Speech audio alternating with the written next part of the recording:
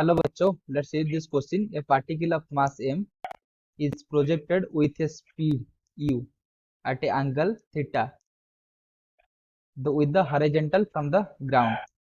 The work done by the gravity on it during the upward motion is. तो question में क्या बोल रहा है? तो क्वेश्चन में बोल रहा है कि एक पार्टिकल है जिसका मास m है, वो ऐसे प्रोजेक्ट किया गया एक वेलोसिटी u से और जिसका एंगल है थीटा। तो ये उसका अगर ट्रेजेक्टोरी का पाथ दिखाएंगे तो ये कुछ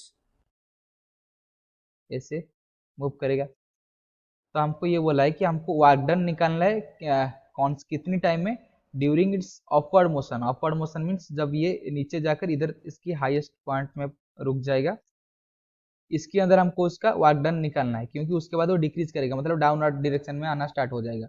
तो जब ये मैक्सिमम हाइट तक जाएगा तो उसी टाइम के अंदर हमको क्या निकालना है, वर्क डन निकालना है। तो उसके लिए जो की कंसेप्ट है,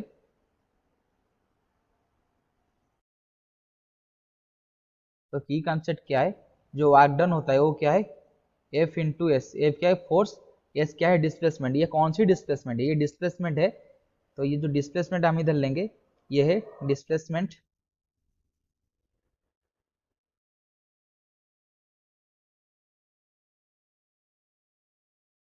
अलोंग एफ।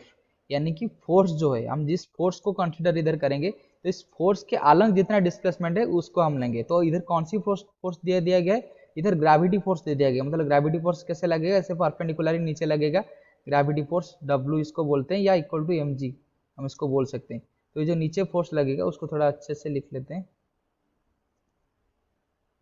तो इधर जो W यानी कि एम जी वेट लगेगा, इधर W मीन्स वर्क डन नहीं है, इधर W मीन्स वेट है। तो जो एम जी है वो नीचे तक लगेगा। तो हमको क्या जो डिस्प्लेसमेंट लेना है, उस एम जी फोर्स के अलग लेना है, यानी कि परपेंडिकुलर डिस्प्लेसमेंट लेना है।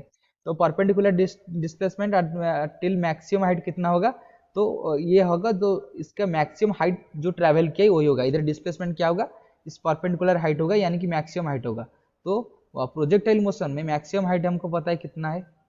तो प्रोजेक्टाइल मोशन में जो मैक्सिमम हाइट है, तो उसके लिए फॉर्मूला क्या है, तो ये है v square sine square theta by 2g। तो v क्या है, इनिशियल वेलोसिटी, और थीटा उसके एंगल है। तो इधर हमारी इनिशियल वेलोसिटी u है, तो हम इसको लिख देंगे u square sine square theta by 2g। तो ये आ गया एच मैक्सिमम, जो कि हमारा डिस्प्लेसमेंट है।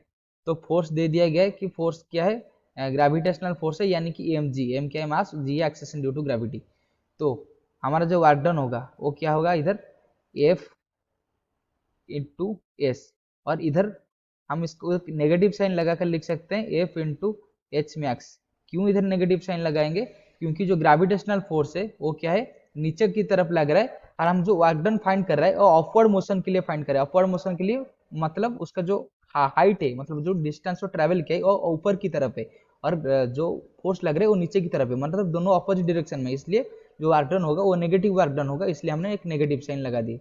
तो उसको अगर सॉल्व करेंगे तो कितना हो जाएगा, इक्वल टू माइनस फोर्स कितना है एम जी, इंटू डिस्प्लेसमेंट कितना है u square sine square theta by 2g।